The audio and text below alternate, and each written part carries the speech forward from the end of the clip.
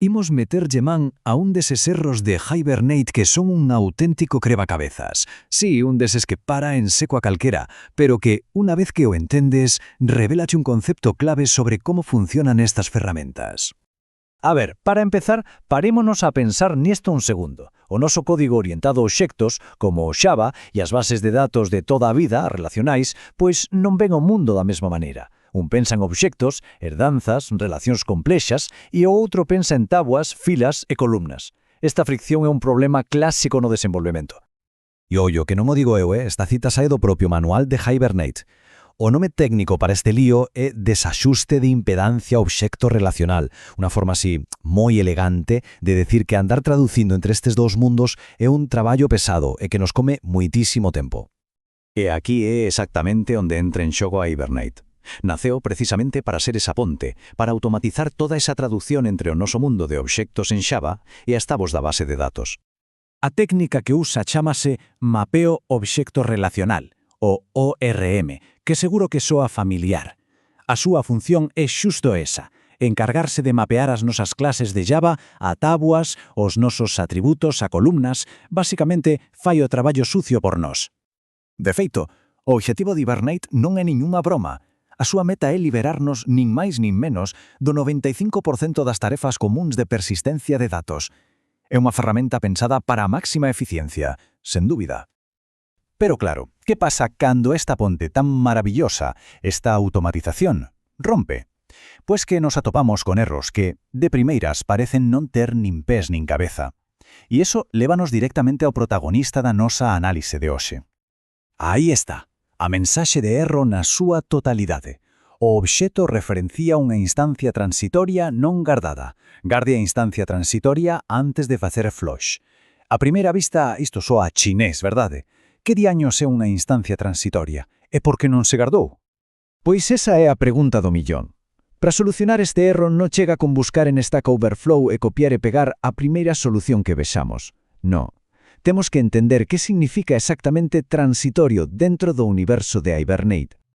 E a resposta, como casi sempre, está en comprender como pensa Hibernate.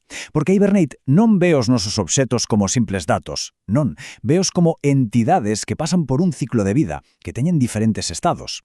Moi ben, pois imos aló. Estes son os 4 estados principais polos que pode pasar unha entidade para Hibernate: novo ou transitorio, persistente, separado e eliminado. Entender isto é de verdade o coñecemento secreto que nos vai salvar de moitos problemas.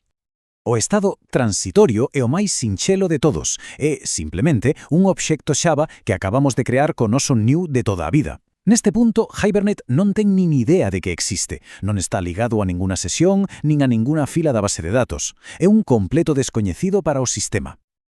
Pero, no momento en que lle dicimos a Hibernate que garde ese obxecto, a cousa cambia radicalmente.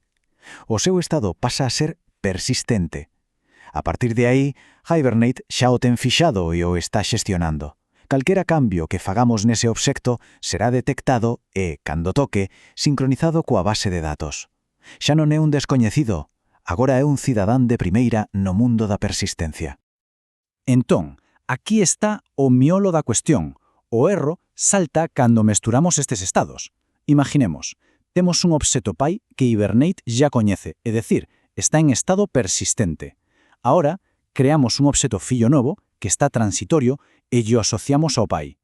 Cando intentamos guardar ou actualizar o pai, Hibernate entra en pánico. Di, o momento, aquí teño unha referencia a un obxecto que non coñezo de nada. E por seguridade, para e lánzanos a excepción. Vale, e como solucionamos isto? Pois temos que darlle instruccións claras a Hibernate. Temos que decirlle, ei, cando atopes esta situación quero que fagas isto. E a ferramenta que temos para iso é o que se coñece como operacións en cascada, ou cascading. O obxectivo é sinxelo. Queremos pasar do escenario problemático da esquerda ao escenario ideal da dereita. O que buscamos é que, cando guardemos o obxecto pai, Hibernate sexa o suficientemente listo como para entender que tamén ten que guardar cualquera obxecto fillo novo que leve asociado. E aquí está. A instrucción é, sorprendentemente, así de sencilla.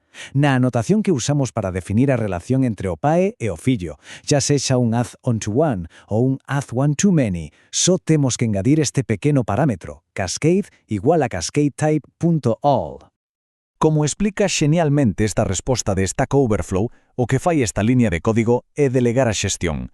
É como decirle a Hibernate: mira, se vas guardar este obxecto pai, por favor, encárgate ti tamén de guardar todos os seus fillos asociados. Confío en ti para que o fagas ben. Muy ben, pero a lección de verdade aquí non é só poñer cascade type all por todas partes sen pensar ollo. A lección de fondo é moito máis importante. O que quero que quede claro de toda esta análise é que os erros máis raros e crípticos casi nunca son un problema do noso código, senón da nosa comprensión do modelo mental da ferramenta. Dominar o ciclo de vida da entidade, entender eses 4 estados, é o que de verdade nos permite usar Hibernate con soltura e depurar cualquiera problema con confianza. Y para rematar, deixo-vos con unha pregunta para reflexionar. Ferramentas como Hibernate son increíblemente potentes, afórrannos horas e horas de traballo, pero toda esa abstracción ten un prezo. Oblíganos a aprender un novo modelo conceptual. Entón, a pregunta queda no aire. En que punto a maxia da automatización pode chegar a agochar unha complexidade que, ao final do día, temos que acabar aprendendo de todos os xeitos?